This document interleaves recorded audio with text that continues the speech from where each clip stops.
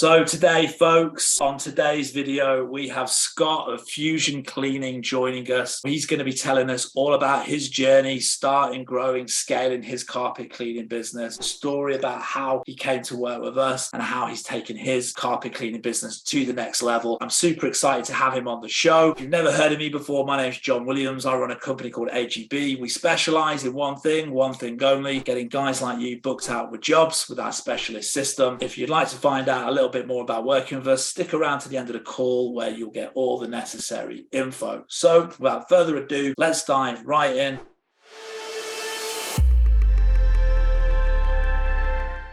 One of the things that I kind of picked up on when I started AGB was that we now live in a world where everybody wants everything very, very quickly. That's basically it. And if you look at all of the big multi-billion-dollar businesses in the world right now, none of them have really reinvented the wheel, or they're not doing anything different. They've just cracked this one thing. They've been able to take something that already exists and just remove the friction and effort involved for someone to do business with that company. So if you look at Netflix, they're just like a video store, man, but now it's built into your TV. Whereas before, you had to go to Blockbuster, you had to drive a car, you had to go there, choose the movie, go to the desk, pay, drive all the way back across town, watch it, and then guess what? You've got to drive all the way back again. Well, now you can click a button on your TV, and ultimately you've got the whole library right there, and you don't have to do anything. It's like Uber. Previously, you had to hail a cab from the side of the street or call one up, book it. You had to have cash in your pocket because there was no other way of paying. Now you can click a button and within seconds the driver pulls up outside your door. Don't need any money on you, and all they've done is just removed all of the effort. And so with me, my thoughts were, when it came to putting this program together for the carpet cleaning industry, was I want to be able to connect a customer with a cleaning business owner instantly without any of that friction. And this works both ways. And what I mean by that is what you talked about earlier about the customer wanting to be able to get an answer right away. Absolutely, right? The idea that,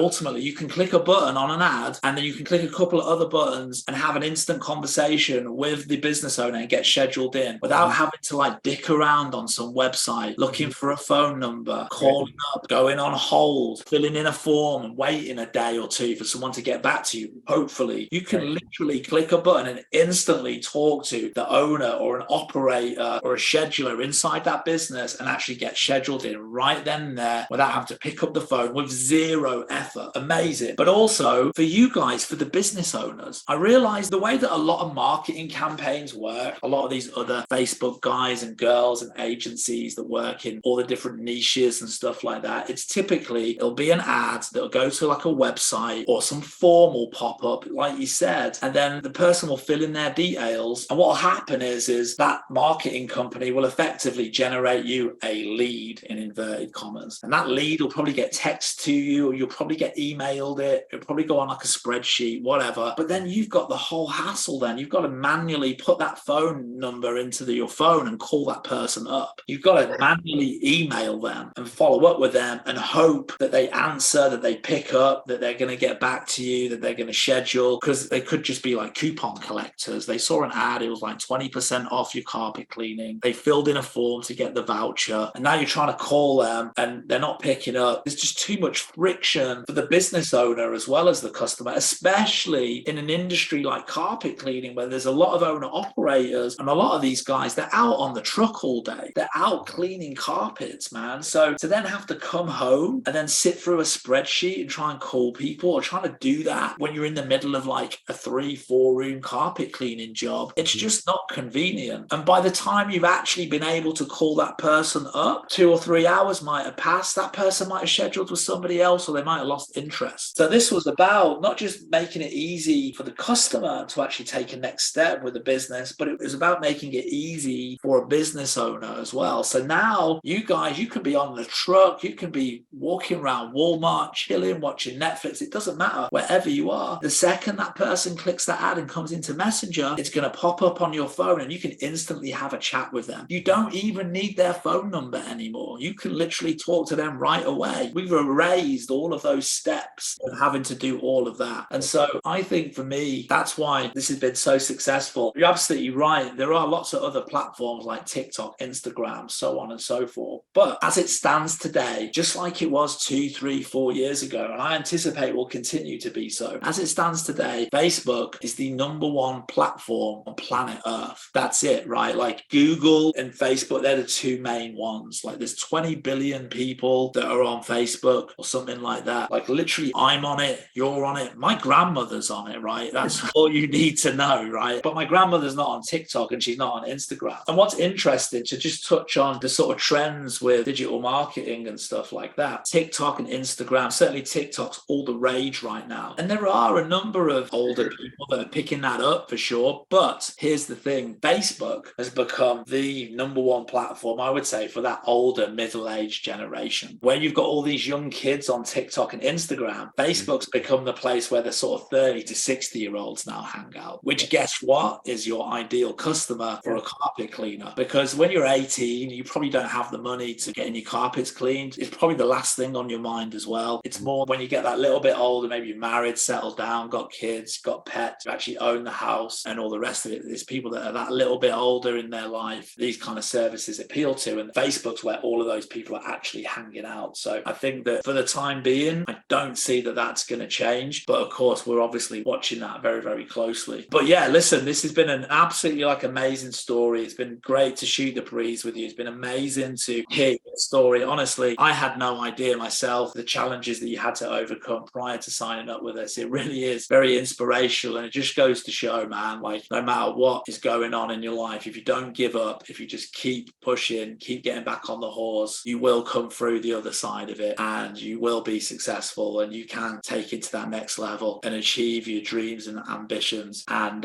you should absolutely be proud of yourself, man, because you've done something amazing here where a lot of other people would have given up in the face of such challenges. Like you didn't. You carried on, you got through it, and you didn't give up. And here we are today talking about your success. So even for me, it's really inspiring. I can't imagine what it must have been like for you going through that, and the fact that you're still here today to tell the story. But like I said, not only that, to be so successful, it's absolutely amazing, and it's a pleasure and an honor to be part of that journey. So yeah, thank you so much. Before we finish up, I just want to say is what would be the final thing before we kind of close this up? What's the number one piece of business advice you can give to other carpet cleaners or aspiring business owners watching this video right now? What's the number one piece of advice you could give to them? Well, I think considering my history, it's got to be like, what is your why? Like, why are you in this business? Are you in it to do okay, to provide for your family? That's fine. A lot of people do very well. Me personally, I'm driven to build something bigger and something that I can actually walk away from at some point, because I've been through a lot and I realize, nothing's guaranteed. And for me personally, I'm ready to work part-time before I'm 65,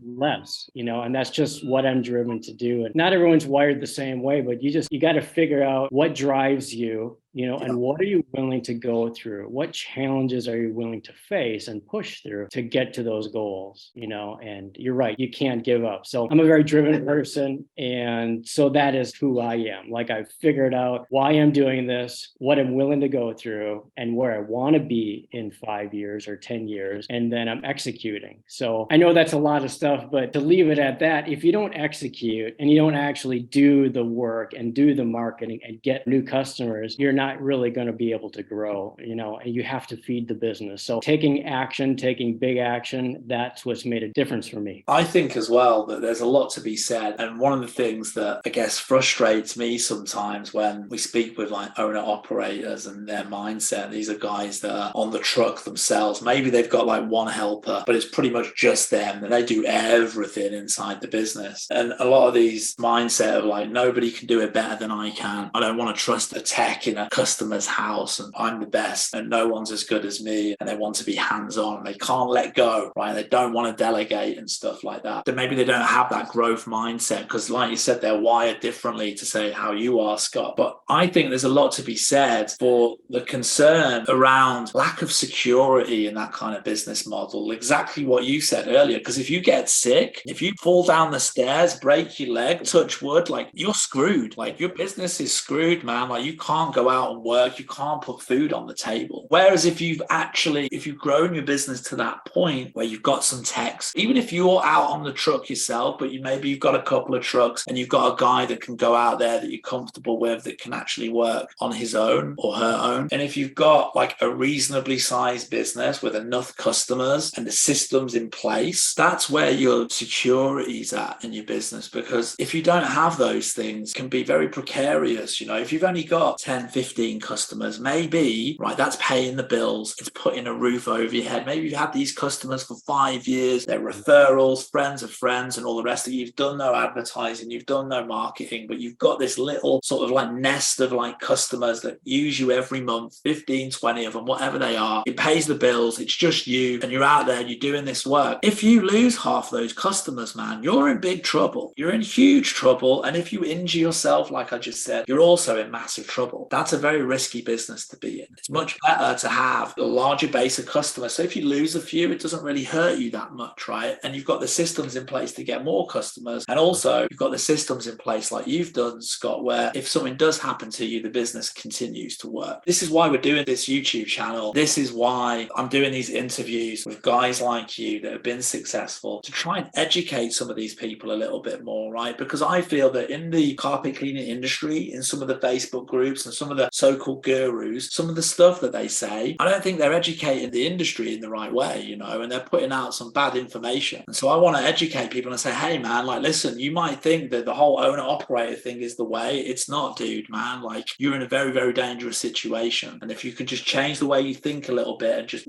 dial a few things in, you're going to be not only more successful, but you can have a much more stable and secure business as well. I agree. And by the way, I am the best person to clean the carpet, John, but I'm also the best salesperson. Yeah.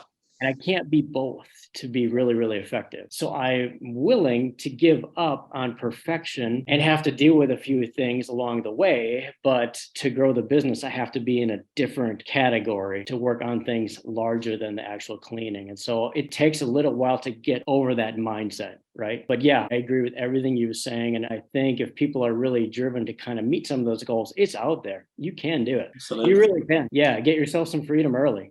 I'm telling Absolutely. You can do it. I think the other thing as well that just kind of sprung to my mind from this chat with you as well. I think the other thing as well is, yes, it's about execution, motivation, mindset, drive, the ability to overcome all the obstacles. You obviously proved in this interview here, you talked about some of the mind-blowing obstacles that you had to overcome. But I also think there's something else of value in this interview, in this conversation, and that's patience. Because you started in 2014 and it's taken you till 2021, 2022, somewhere in the region of 6 to 8 years to get to the point where you're at today. And I think that a lot of people don't realize that it takes time. So many people in a rush to become millionaires overnight, and they don't realize that, we see these successful people. You see Scott of Fusion Cleaning, who's got a multi-truck operation, who's crushing it. You see so-and-so or this person or that person. They don't realize the journey that they've been on to get there, number one. Number two, that it takes time, and patience is like one of the key attributes, I would say, to successful entrepreneurship. Over the last 12 months, I've read a couple of biographies, one about Elon Musk, who's obviously one of the most famous, most wealthy people on the planet. And I was reading about SpaceX, his space business of putting people into space, and he's trying to build a colony on Mars. I was reading this book and it took him 10 years to successfully launch a rocket. 10 goddamn years. He failed 90% of the time for 10 years. It took him 10 years to get it right, but he stuck with it. And eventually he got there. Amazon started in the 90s. And for the first 10, 15 years, they were losing, I can't remember, it was a crazy figure. They were losing millions and millions of dollars every year because they were having to build these huge fulfillment centers all across the world and having to pay that money up front so that they would have the supply chain to feed the world with Amazon.com. So for 10 years, they were doing all this building work. We're not actually getting any profit on the back end. They were just losing money. And again, people see people like Bezos and stuff like that. This dude's been doing it since like 1992, guys, man, in his garage. So you see him today, man, that's 20 years of hard work and challenges. And what's even crazy about this, Scott, as well, I was reading this book. When he first came out, his thing was just selling books, and before he was like the everything store. And then he brought out the Kindle and stuff like that. Dude, the book industry, the publishing industry, they tried to take this guy out, man. Like, they tried to take Bezos down because he was a huge, huge threat to the world of publishing. I mean, all the bookshops, they closed down, borders shut down, everybody went out of business. So everybody was after this guy's blood because he came along with this new technology. And so like the challenges that guy had to overcome and the adversity that he faced from the world, like, oh my God, what are you doing, was huge. And so I think that patience is a really important thing as well. I agree. And it doesn't happen overnight. Consistency, I think, is a key component that we often forget. Like, and in marketing too, honestly. Absolutely. Consistently, it takes a while to lay that groundwork before it explodes. No, you're right. Absolutely. Absolutely. Well, listen, this has been a great call, been a great interview. I'm sure everybody's going to find great value and inspiration in your story. So thanks a lot, Scott of Fusion Cleaning. If anyone's got any questions or comments on this, or if they want to reach out to Scott, you can just drop a comment underneath the video. And if you'd like to find out a little bit more about working with us, head down to the description below where you'll find the necessary links to book a call with us. Don't forget to hit the like and the subscribe button so that you get notified when the next video comes out. And I'll see you on the next one, guys.